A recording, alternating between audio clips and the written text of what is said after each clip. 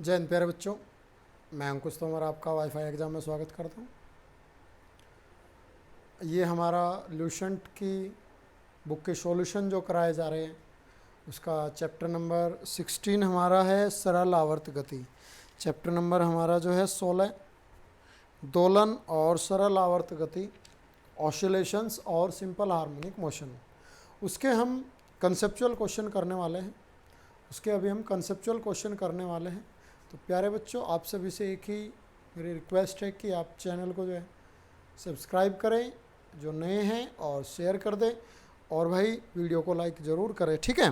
तो इसी अपनी बात को रखने के साथ ही मैं स्टार्ट करता हूँ अपने क्वेश्चंस को ज़्यादा समय ना लेते हुए, ठीक है। कंसेप्चुअल क्वेश्चन की हमारी क्लास है, कंसेप्ट को समझते हैं। देखिए, पहला क्वेश्चन आपके सामने है भाई। पहला क्वेश्चन आपके सामने है कि सरल आवर्त गति में त्वरण तथा विस्थापन, एक्सीलरेशन और डिस्प्लेसमेंट में क्या रिलेशन होता है। एक्सीलरेशन और डिस्प्लेसमेंट में जो रिलेशन होता है, एक्सीलरेशन डायरेक्टली प्रोपोर्शनल होता है माइनस डिस्प्लेसमेंट के, ठीक है। तो आपका ऑप्शन हो जाता है बी।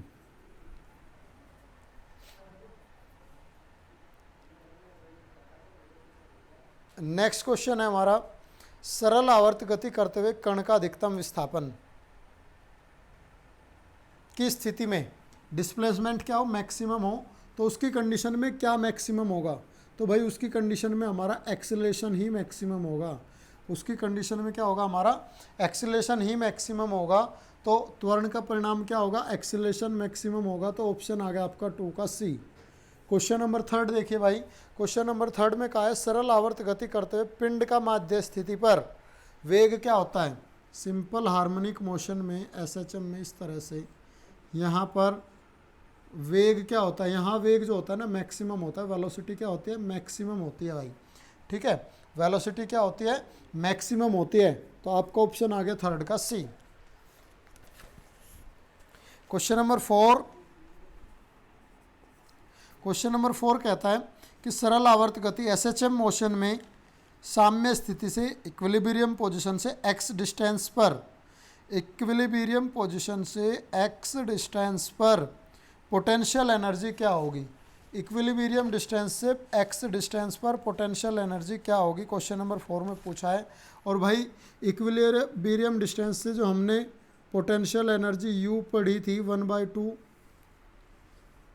ma² y² होता है, बट यहाँ फॉर्मूले में y की जगह क्या होगा, x होगा, क्योंकि x डिस्टेंस पर पूछा है। तो क्या हो जाएगी हमारी पोटेंशियल एनर्जी हो जाएगी, सॉरी m⍵², ए लिखा गया यहाँ पे m⍵² x², ठीक है। तो क्या हो जाएगी हमारी वेलोसिटी, सॉरी पोटेंशियल एनर्जी हो जाएगी 1/2 m⍵² x²। तो फोर्थ का ऑप्शन आ गया भाई आपका ए। क्वेश्चन नंबर 5 देखिए, एसएचएम में काइनेटिक इक्वेशन दी है के equals to k0 cos² omega T. तो ये कहता है कि पोटेंशियल एनर्जी की मैक्सिमम वैल्यू क्या होगी। पोटेंशियल एनर्जी की मैक्सिमम वैल्यू होती है k0, क्या होगी मैक्सिमम वैल्यू, k0 होगी भाई। और आपका ऑप्शन आ जाता है बी, ठीक है। क्वेश्चन नंबर 6 पे चलते हैं हम। देखिए क्वेश्चन नंबर 6 आपके सामने है। क्वेश्चन नंबर 6 में क्या कहता है भाई कि एक सिंपल पेंडुलम का टाइम पीरियड क्या हो जाए, दुगना हो जाए। तो दोगुना हो जाएगा कब होगा दोगुना, जब उसकी इफेक्टिव लेंथ क्या कर दी जाए। देखो टाइम पीरियड का फॉर्मूला होता है t इक्वल्स टू 2π√L/g। दोगुना कब होगा, अगर उसकी लेंथ को क्या कर दिया जाए, 4 गुना कर दिया जाए। तो क्या होगा, लेंथ को 4 गुना करने पर, क्योंकि यहाँ t डायरेक्टली प्रोपोर्शनल है हमारे √L के, तो 4 गुना करेंगे तो रूट से बाहर आके क्या हो जाएगा, 2 हो जाएगा। तो आपका ऑप्शन आ गया 6 का सी, ठीक है। 6 का क्या आ गया भाई, सी। 7 क्वेश्चन ये कह रहा है टाइम पीरियड, पेंडुलम की लेंथ क्या कर दी जाए, 4 गुनी कर दी जाए। पेंडुलम की लेंथ क्या कर दी जाए, 4 गुनी कर दी जाए। तो क्या होगा, फ्रीक्वेंसी पे क्या इफेक्ट पड़ेगा, जब आप पेंडुलम की लेंथ को 4 गुनी करेंगे तो टाइम पीरियड क्या हो जाएगा, 2 गुना। टाइम पीरियड 2 गुना हो जाएगा। ठीक है भाई, टाइम पीरियड 2 गुना हो जाएगा। तो फ्रीक्वेंसी पे पूछा है, फ्रीक्वेंसी क्या होती है, 1/n=1/t। ठीक है, n=1/t। तो फ्रीक्वेंसी क्या हो जाएगी भाई, आधी रह जाएगी, नहीं रह जाएगी, फ्रीक्वेंसी हो जाएगी हाफ। फ्रीक्वेंसी क्या हो जाएगी, हाफ हो जाएगी। तो आपका 7 का ऑप्शन आ गया बी। क्वेश्चन नंबर 7 का ऑप्शन आ जाता है बी। ठीक है, क्वेश्चन नंबर 8 ये कह रहा है कि स्थिर गाड़ी की छत से एक पेंडुलम लटका हुआ है। गाड़ी की छत से क्या, एक पेंडुलम लटका हुआ है इस तरह से, और वो इस तरह से क्या करता है, ऑक्सीलेट करता है। अब ये कहता है कि गाड़ी अगर ए एक्सीलरेशन से चले तो टाइम पीरियड क्या होगा। जब गाड़ी इस तरह से ए एक्सीलरेशन से चलेगी तो पेंडुलम पर फोर्स इस तरह से लगेगा, यानी कि यहाँ फोर्स लगा हमारा क्या, एम ए। एक इसका अपना एक फोर्स है, ग्रेविटेशनल फोर्स एम जी नीचे की ओर। ठीक, तो भाई टी जो होता है ना हमारा, टी होता है हमारा 2π√L/g। बट जब गाड़ी की कंडीशन आई, पूरा पेंडुलम क्या कर रहा है, गति करता है। गाड़ी चलेगी तो पूरा पेंडुलम क्या करेगा, गति करेगा। तो T इक्वल्स टू हो जाएगा 2π√L/g इफेक्टिव, जी इफेक्टिव। तो अब इस जी इफेक्टिव को देखते हैं क्या होगा भाई। अब देखो ए इस डायरेक्शन में, जी इस डायरेक्शन में है, तो जी इफेक्टिव कहाँ से, इस डायरेक्शन में निकलेगा। डायरेक्शन ले लिया हमने, तो जी इफेक्टिव क्या आ जाएगा यहाँ से, जी इफेक्टिव आ जाएगा हमारा √a² + g²। जी इफेक्टिव क्या आ गया भाई, √a² + g²। तो इसका मतलब क्या हुआ, जी इफेक्टिव जो है, जी इफेक्टिव ज़्यादा हुआ किससे, जी से।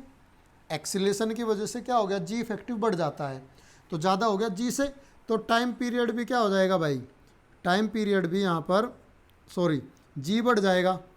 अब क्या हुआ, जी देखो बढ़ा, जी बढ़ता है तो टाइम पीरियड क्या हो जाएगा, टाइम पीरियड आवर्तकाल इन्वर्सली है ना, जी बढ़ने की वजह से आवर्तकाल घट जाता है। क्या हो जाएगा भाई, आवर्तकाल क्या हो जाएगा, घट जाएगा। तो आपका 8th का ऑप्शन आ गया मेरे बच्चों, पूरी बुक पलट गई। 8th का ऑप्शन आ गया बी, क्या हो जाएगा, टाइम पीरियड घट जाएगा। ठीक है भाई, हमें यहाँ जी इफेक्टिव निकालना होता है। तो जी इफेक्टिव की वजह से क्या हुआ, हमें दिखाई दिया कि जी की वजह से वो बढ़ गया, एक्सीलरेशन उसमें क्या हुआ, ऐड हुआ, तो क्या हो गया, बढ़ गया। तो टाइम पीरियड क्या हो जाएगा, घट जाएगा। क्वेश्चन नंबर 9 पे चलते हैं हम।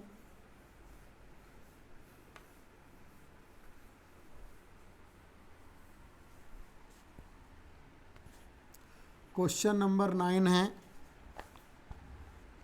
कि सरल लोलक की प्रभावी लंबाई L है, इफेक्टिव लेंथ L और T² के बीच कर्व कैसा होगा, ग्राफ कैसा होगा भाई, इन दोनों का ग्राफ कैसा होगा।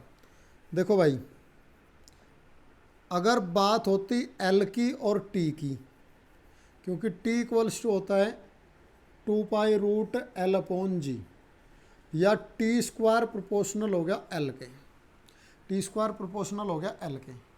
तो अगर T और L के बीच का ग्राफ होता तो वो होता हमारा पैराबोलिक, परवलयाकार। पैराबोलिक कैसा होता, परवलयाकार। बट यहाँ इन दोनों के बीच लीनियर रिलेशन है, इन दोनों के बीच क्या है, लीनियर रिलेशन है। तो T² और L का जो ग्राफ होगा वो कैसा आएगा, हमारा स्ट्रेट लाइन आएगा, सरल रेखा का। कैसा आएगा, स्ट्रेट लाइन। तो आपका ऑप्शन क्या आ जाता है, देखो ऑप्शन इसमें आपको परवलयाकार भी मिलेगा और स्ट्रेट लाइन भी मिलेगा। T² को देखने पे लगेगा यार T² है तो पैराबोलिक होना चाहिए, बट उसने T² के बीच ही पूछा है, T² के बीच में ही पूछा है। अगर वो L और T के बीच में पूछता तो इस रिलेशन के हिसाब से उनका ग्राफ कैसा आता, पैराबोलिक आता। बट उसने टी स्क्वायर और एल के बीच में पूछा है तो कैसा आएगा, स्ट्रेट लाइन आएगा। और आपका ऑप्शन आ जाता है भाई सी। क्वेश्चन नंबर 10 देखिए,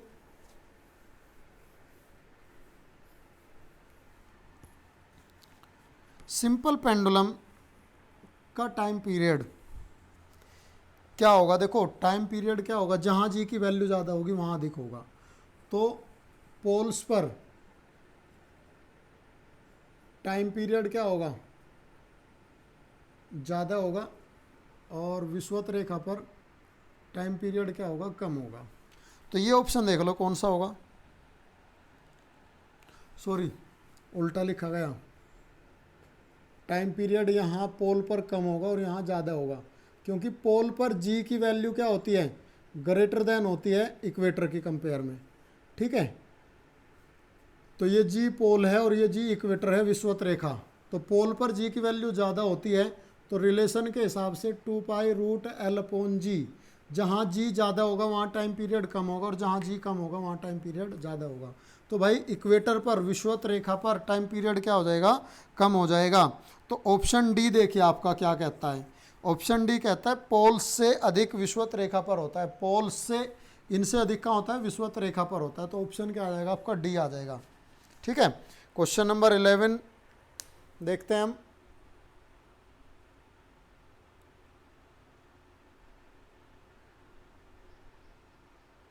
क्वेश्चन नंबर 11 और 12 देखिए क्या कहता है। क्वेश्चन नंबर 11, किसी सिंपल पेंडुलम का एक गोला है इस तरह से, और ये क्या है, खोखला गोला पारे से भरा हुआ है, पूरा का पूरा क्या है, भरा हुआ है। तो इसका सेंटर ऑफ मास यहाँ होगा, तो इफेक्टिव लेंथ हुई यहाँ तक, ये हो गई इफेक्टिव लेंथ L। यदि पारे को आधा निकाल दिया जाए, अब क्या करें, दूसरी कंडीशन में कह रहा कि जो पारा है ना वो आधा निकाल दिया, तो इफेक्टिव लेंथ क्या हो गई, पारा आधा निकालने से इफेक्टिव लेंथ बढ़ गई। आधा निकाल दिया तो सेंटर ऑफ मास, ग्रेविटी कहाँ चला गया, यहाँ पे, तो लेंथ क्या हो गई, ये यहाँ तक बढ़ गई। पहले तो यहाँ तक थी, अब लेंथ क्या हो गई, बढ़ गई।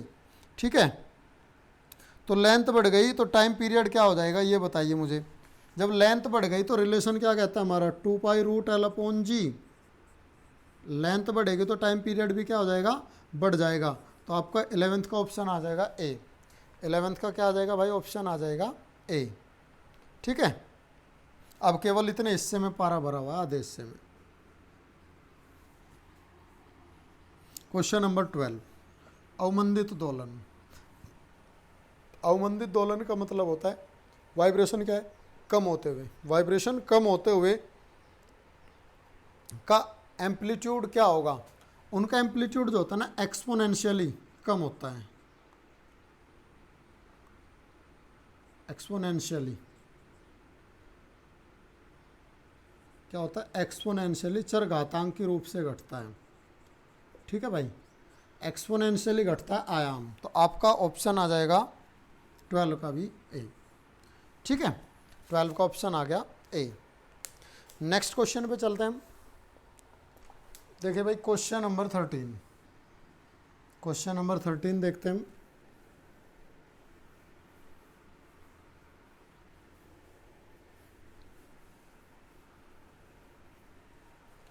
क्वेश्चन नंबर 13 में क्या कहता है आपसे कि भाई अनुनाद के लिए,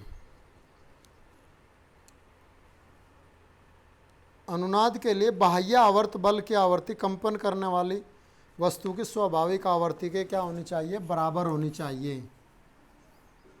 रेजोनेंस की कंडीशन में पूछा है इसने। रेजोनेंस पर फ्रीक्वेंसी क्या हो जाती है, इक्वल हो जाती है। आवृत्ति क्या हो जाती है, इक्वल। फ्रीक्वेंसी आवृत्ति क्या होगी, बराबर होगी। दोनों की आउटपुट और इनपुट दोनों की क्या होगी, बराबर होती है। तो रेजोनेंस की कंडीशन में क्या होनी चाहिए, इक्वल होनी चाहिए। तो 13 का आपका ऑप्शन आ गया सी। क्वेश्चन नंबर 14 भी सेम है, जिसमें कहता है अनुनाद की दिशा में दोलनों का आयाम क्या होगा, मैक्सिमम होगा। आयाम क्या होगा भाई, अधिकतम होगा, मैक्सिमम। रेजोनेंस की कंडीशन में। क्यों? दोनों की फ्रीक्वेंसी इक्वल हो जाती है, और दोनों की फ्रीक्वेंसी इक्वल होने पे क्या होगा, उनका एम्पलीट्यूड भी ज़्यादा होगा, तो उनका एम्पलीट्यूड भी क्या होगा, मैक्सिमम होगा। तो 14 का आपका आ गया बी। सेम क्वेश्चन है, रेजोनेंस पर है भी। रेडियो का जो प्रिंसिपल है किस पर बेस करता है? रेडियो का प्रिंसिपल ये होता है हमारा F equals to 1/2 pi root L C. ये रेजोनेंस की कंडीशन होती है इलेक्ट्रोमैग्नेट में, रेजोनेंस की कंडीशन होती है वैद्युत चुंबकीय, ठीक है। इलेक्ट्रोमैग्नेट के कंडीशन में रेजोनेंस की कंडीशन होती है जहाँ रेजोनेंस फ्रीक्वेंसी क्या आती है हमारी, F equals to 1/2 pi root L C, और इस प्रिंसिपल पर काम करता है हमारा रेडियो। तो आपका ऑप्शन आ गया 15 का सी। क्वेश्चन नंबर 16 क्या कहता है भाई? क्वेश्चन नंबर 16 मेरे बच्चों, सरल आवर्त गति में कौन सी राशि ऐसी है जो चेंज नहीं होती? कौन सी ऐसी राशि है जो चेंज नहीं होती? सभी चीज़ें चेंज होती है एक्सेप्ट टाइम पीरियड को, केवल आवर्तकाल चेंज नहीं होता। सिंपल हार्मोनिक मोशन में केवल आवर्तकाल चेंज नहीं होता। क्वेश्चन नंबर 17, सरल आवर्त गति में एसएचएम में वेलोसिटी और एक्सेलेरेशन के बीच जो फेज डिफरेंस है ना, वो होता है हमेशा π/2 का। वेलोसिटी और एक्सेलेरेशन में फेज डिफरेंस कितना होता है? π/2 का होता है। तो आपका ऑप्शन आ गया भाई 17 का ए। कितना फेज डिफरेंस होता है भाई? π/2 का, ठीक है। जब आप डिस्प्लेसमेंट का क्या करेंगे, डिफरेंशिएशन करेंगे एक बार, तो क्या आएगा, एक बार डिफरेंशिएशन करेंगे तो आपका आ जाता है भाई वेलोसिटी, और दो बार डिफरेंशिएशन करते हैं तो एक्सेलेरेशन। तो एक बार कोस आता है, एक बार साइन आता है। कोस और साइन में कितना फ़र्क होता है? π/2 का। तो इसलिए इनका कितना होता है फेज डिफरेंस? वेलोसिटी और एक्सेलेरेशन में क्या होता है? ये फेज डिफरेंस होता है भाई π/2 का। क्वेश्चन नंबर 18, 19, 20 और 21 तक दिखाई दे रहा है। देखिए क्वेश्चन नंबर 18 क्या कहता है? क्वेश्चन नंबर 18 आपका, एक सरल आवर्त गति जिसका एम्पलीट्यूड दे दिया A = 5 सेंटीमीटर और टाइम पीरियड T दे दिया 0.2 सेकेंड। तो इक्वेशन पूछता है y = क्या होती है? A sin ω t। y = क्या होता है भाई? A sin ω t, ठीक है। तो y = A हो गया हमारा 5 sin ओमेगा होता है 2π/t × t। तो y = 5 sin 2π और t की वैल्यू 0.2 और इंटू टी की वैल्यू हो गई 0.2 × t। दशमलव हटा के क्या किया, एक जीरो लगा दी और 2 से कट गया 10 बार। तो y = कितना आ गया 5 sin 10πt। y = कितना आ गया भाई 5 sin 10πt। एक मिनट, अच्छा टाइम पीरियड जो है ना 0.2 नहीं है 0.5 सेकेंड है। कितना है? 0.2 नहीं है 0.5। तो ये फिर यहाँ क्या हो जाएगा 5 से कटेगा 4 बार और ये आएगा 4πt। y = कितना आ जाएगा 5 sin 4πt। तो आपका ऑप्शन आ गया भाई 18 का सी। 18 का ऑप्शन आ गया सी। क्वेश्चन नंबर 19 देखिए, एक लड़की झूले पर बैठी हुई झूल रही है, यदि वह खड़ी हो जाए तो झूलने का आवर्तकाल क्या होगा? देखो इसे क्या कर रही है, झूले पर झूल रही है बैठ के। एक हमारा झूला है, इस पर कोई लड़की क्या है बैठ के झूल रही है, तो उसकी इफेक्टिव लेंथ क्या होगी? ये एल होगी यहाँ तक। t = होगा 2π√L/g। अब वो क्या है खड़ी हो जाए, तो खड़ी होगी तो उसकी हाइट कहाँ तक चली गई? ऊपर तक चली गई और उसका सेंटर ऑफ मास ऊपर चला गया, तो सेंटर ऑफ मास ऊपर जाने की वजह से इफेक्टिव लेंथ क्या हो गई, कम हो गई। सेंटर ऑफ मास ऊपर जाने की वजह से क्या हो गया, इफेक्टिव लेंथ कम हो गई। और जब लेंथ कम होगी तो टाइम पीरियड भी क्या हो जाएगा, कम हो जाएगा। तो टी क्या होगा भाई, कम हो जाएगा। तो आपका ऑप्शन आ जाता है बी, 19 का बी, टाइम पीरियड क्या हो जाएगा, घट जाएगा। ठीक है। क्वेश्चन नंबर 20 देखिए। क्वेश्चन नंबर 20 में एक इक्वेशन दी है, d2x upon dt square plus omega square x equals to 0। और ये कहता है ओमेगा स्क्वायर x एक कांस्टेंट है, तो टाइम पीरियड क्या होगा, टाइम पीरियड इक्वल्स टू होता है भाई 2 pi upon omega. Time period क्या होता है हमारा, 2 pi upon omega time period होता है। तो आपका ऑप्शन आ गया 20 का सी। ठीक है। क्वेश्चन नंबर 21 पे चलते हैं।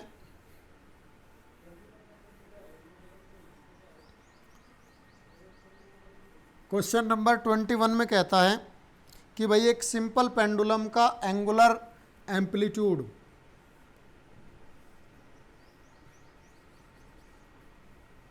ये पेंडुलम है, इसका एंगुलर एम्पलीट्यूड कितना है, 1 डिग्री का है। और ये कहता है अगर इसे क्या कर दिया जाए, बढ़ा के 2 डिग्री कर दिया जाए, दुगना कर दिया जाए, बढ़ा के क्या कर दिया जाए, 2 गुना कर दिया जाए, 2 डिग्री,